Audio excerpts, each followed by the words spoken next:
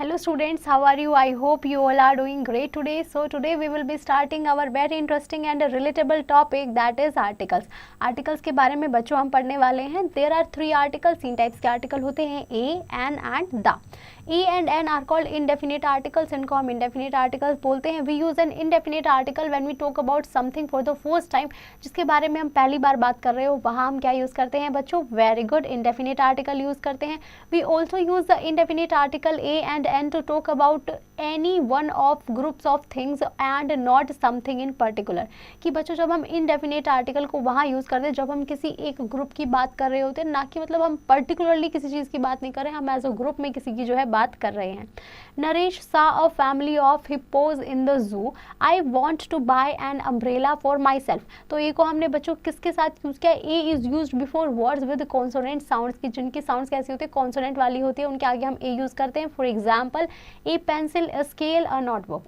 Now an is used before that begins with vowel sound. an को हम उनके आगे यूज़ करते हैं जो vowel sound से begin होते हैं. For example, an American, an emu, an igloo, an otter, an umbrella, an r. Now H is silent in R, so R begins with the vowel sound. कि बच्चों H जो होता है वो हमारा silent होता है, इसीलिए हमारे जो H जो R है वो भी किससे हमारा स्टार्ट होता है बच्चों? वेरी गुड, वोवल साउंड से स्टार्ट होता है. Now we use A and an to talk about one person, place और थिंग, कि हम किसी एक पर्सन, प्लेस या थिंग के लिए भी जो है ए और एन को यूज़ कर देते हैं. नाउ वी डोंट यूज़ ए और एन बिफोर प्लूरल नाउन्स, कि हम प्लूरल नाउन से पहले कभी भी बच्चों ए और एन का यूज़ नहीं करेंगे. Samir saw rhinos in the water. We don't used any article here students.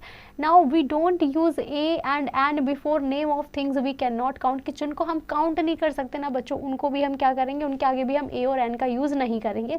For example, the price of petrol has gone up again. तो पेट्रोल का हमें नहीं पता, हम उसे काउंट नहीं कर सकते, इसलिए we don't use anything.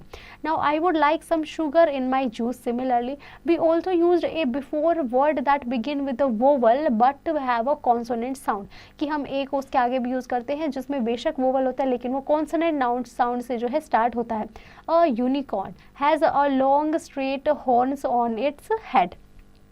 You is a vowel but has a consonant sound of you, कि यू हमारा वोवल तो है लेकिन इसमें कॉन्सोनेंट साउंड किसके आती है बच्चों? वाई ओ यू की आती है, इस वजह से हमने इसके आगे ए यूज़ किया. This is a one way road. O is vowel but has a consonant sound of, very good, V. Now the is a definite article. दा कैसा होता है बच्चों? हमारा definite article होता है. We used the when you have already mentioned the thing you are talking about, कि हम दा को वहाँ यूज़ करते हैं जहाँ हम already mention कर चुके हैं उन चीज़ों के बारे में हम बात कर रहे हैं.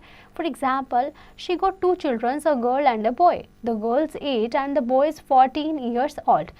We also used the in the following cases. हम दा को इन केसेस में भी यूज़ करते हैं बच्चों. when we talk about rivers, ocean and seas, for example, the Nile, the Pacific, the English Channel. Now to talk about geographical points on the globe, geographical points की जब हम बात कर रहे थे, for example, the North Pole, the Equator. Now to talk about particular person or thing being mentioned is the best, most famous, कि हम किसी particular person या किसी particular famous चीज़ के बारे में जब हम बात करते हैं बच्चों. for example, you don't mean you met the Tony Blair, do you? Before certain nouns when we know there is only one of a particular thing, कि ऐसे नाउन से पहले भी लिखते हैं बच्चों जिनका हमें पता होता है कि उससे पहले हमारी कोई पर्टिकुलर चीज़ जो है वो नहीं आ रही है. Now I hope you have understood this chapter pretty well. You just have to practice the exercise question and don't forget to revise this chapter again.